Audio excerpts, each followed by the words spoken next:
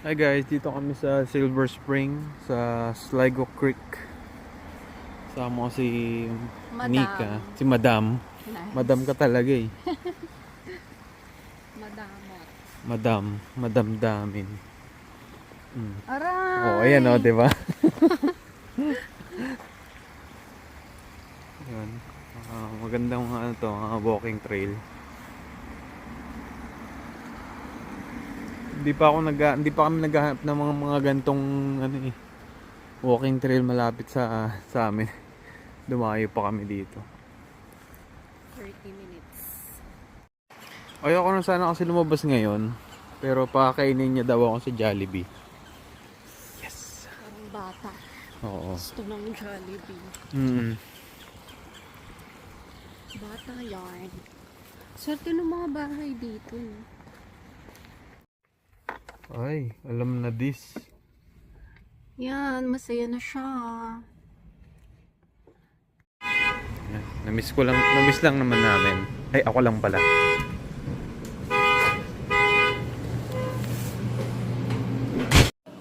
Guys, kain tayo Jollibee.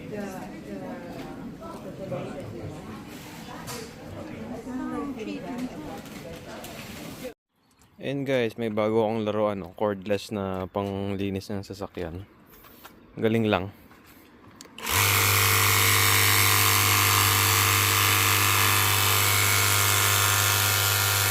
Alright guys, lunch time. So, sinelebrate nila yung pagkapasa ko sa final exam dito sa dialysis.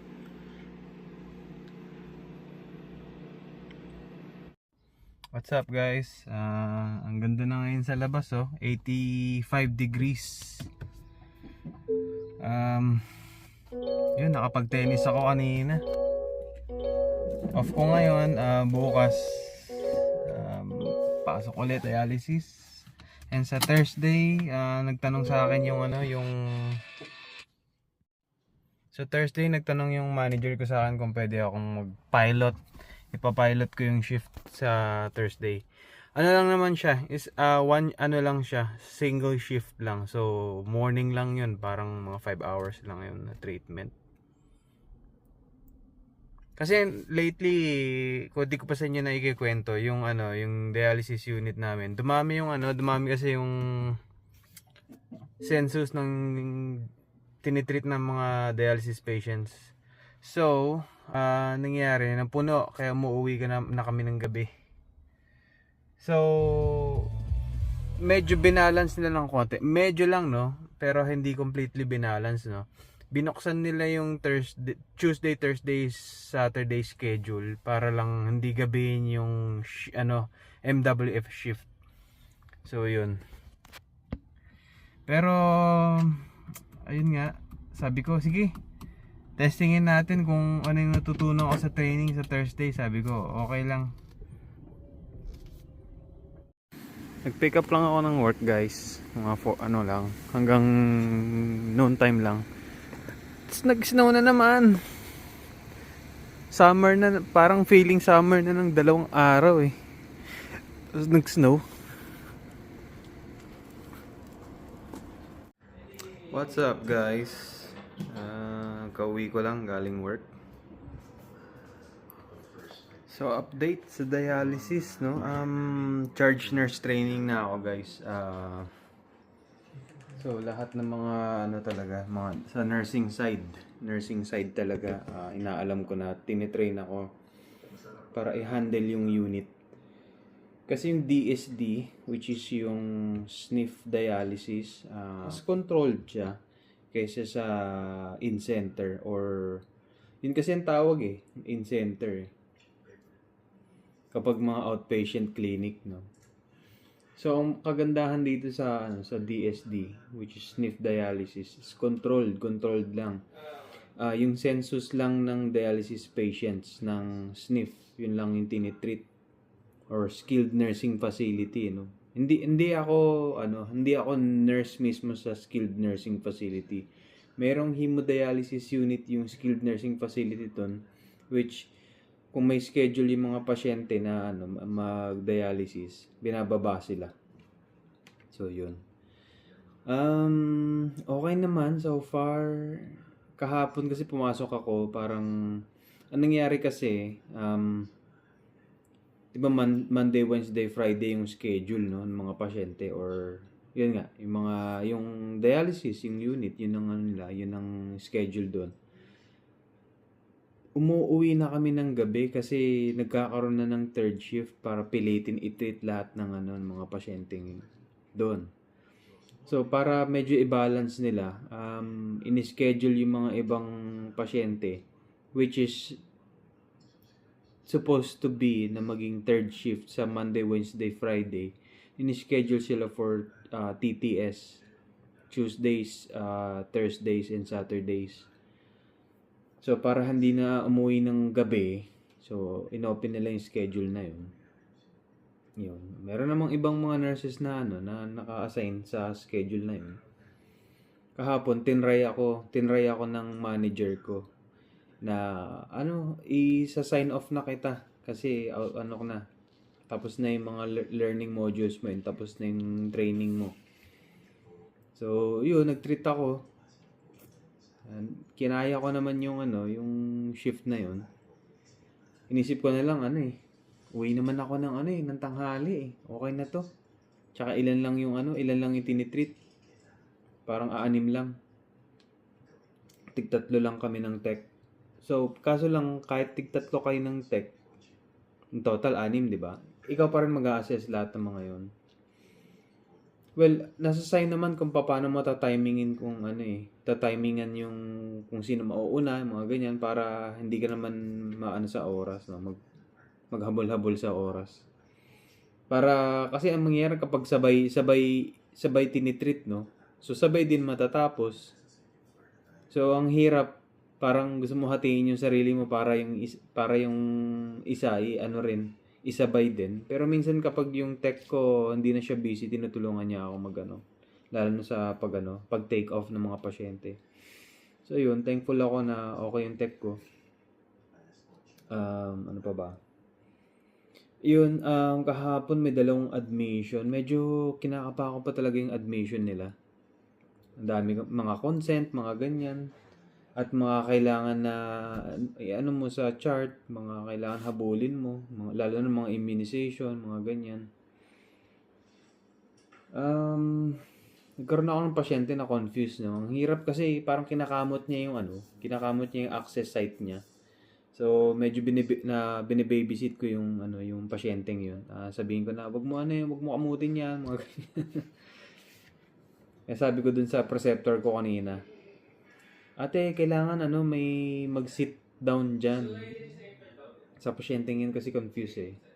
So, ma-handle niya yun bukas. Off kasi ako bukas eh. Monday na ulit ako balik. So, yun guys. Update lang. Kain muna ako. Yan guys, walking lang kami. Yung pinagagagawa niya. Sa pa nga. Pak.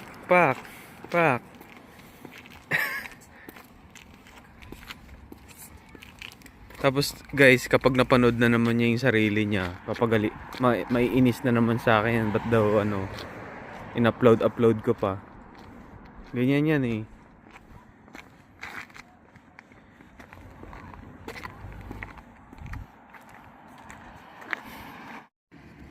Alright guys, tornado watch kanina, no? Medyo puhos yung ulan. And kaka-out ko lang, no? 6 o'clock na. Medyo nag-short lang yung ngayon. Yung oras kasi sabi ng manager namin i-cut ng 32 minutes to an hour yung treatment time ng mga pasyente kasi para makauwi naman kami ng kasi yung bagyo. So ayun ang update. Solo flight na ako. Solo flight. Okay naman, medyo na-anxious ng konti. Pero pag put on ng patients, pag run ng mga pag check ng mga orders, okay na tayo dun. Nga lang pag mga may kailangan o pag may mga pasyenteng na discharge na, may mga kailangan ano na, tanggalin na yung mga protocol order, mga ganyan. So pinafamiliarize ko pa. Lalo na pag may mga admission, may mga kailangan i-print, may mga kailangan i-populate mo sa protocol order for admissions, mga ganyan. Pero okay kasi napaka-smart ng nila. Yung mga protocol based na mga labs, mga mga gamot. Nagpa-populate na lang siya agad. Bigla na lang mag-order kapag kunyari yung labs, ganito mababa yung mga ganyan.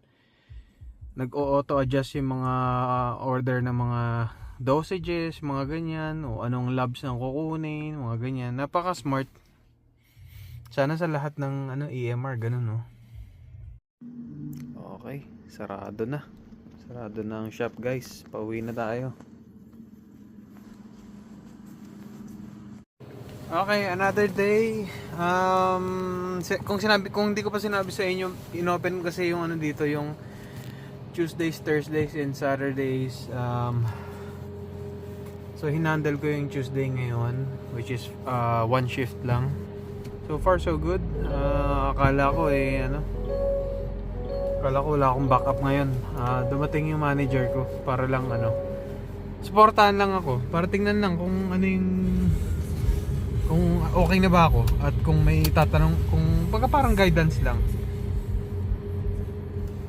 So ayun, uwi na muna tayo. Ayos naman ngayon, medyo meron lang akong pasyente kanina na bleeder. So ang dami ko na natututunan, no. May mga iba rin ako natututunan na as you go, parang ganun. Kanina kinanulate ko yung AV graft ng isang pasyente ko. Medyo siguro yung tusok ko malapit doon sa bulge, kaya pag tusok ko, na-in ko naman yung karayom tuloy-tuloy. Pero sumisirit yung dugo sa gilid-gilid ng butas ng ng puncture. Kaya inano ko muna, tinanggal ko muna, pinatigil ko muna. Medyo delay rin siya ng konti. Pero ayun, ang in-advise sa akin ng tech ko, minsan maganda pagapangin mo dun sa malayo dun sa bulge. Pagapangin mo lang siya pababa, and then saka mo siya i-trace. Kasi kapag malapit dun sa bulge, mataas yung pressure, kaya siguro yun yung nangyari sa akin kanina. So, ang dami ko pang kailangang matutunan. At ang dami ko pang may experience. All in all, nag-enjoy naman ako.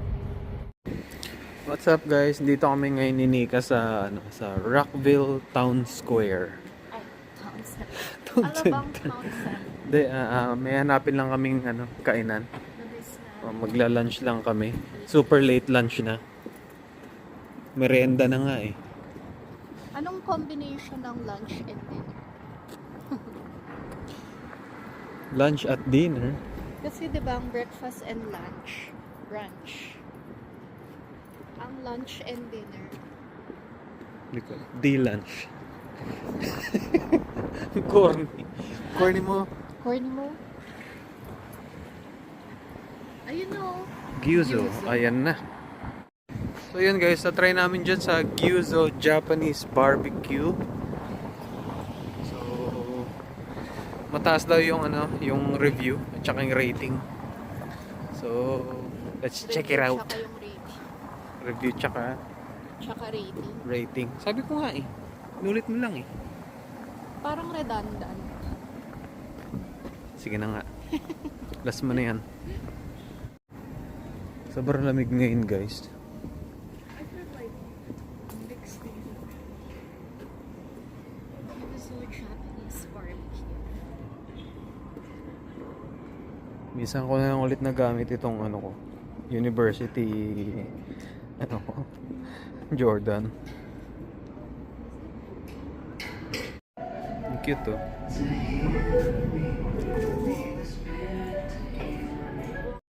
So ganito siya guys, grill din. Pero maganda yung reviews. Tsaka ang ganda ng ambience oh.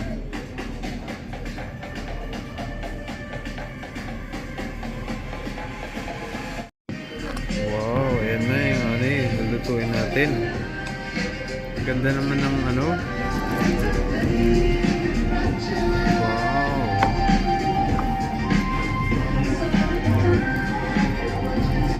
Ay, ang bango, promise.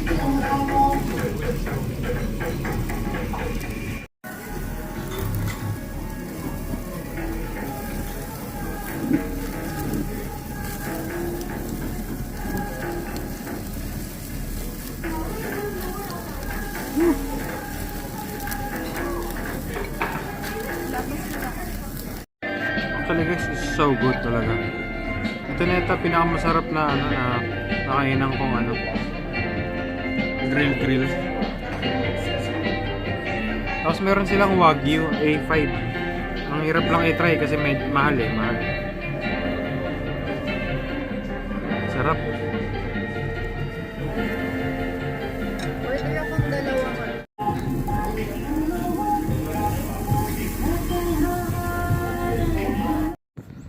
What's up guys? Walking lang kami dito sa trail namin. At grabe ang lamig. 30 degrees Fahrenheit. Alam niyo yung pakiramdam ng ano? Sigurado naman nakapag Costco na kayo, 'di ba? Alam niyo sa Costco yung kung saan yung ano, nasaan yung mga itlog, tapos sobrang lamig doon. Parang ganun ngayon. Grabe itong trip ni Madam.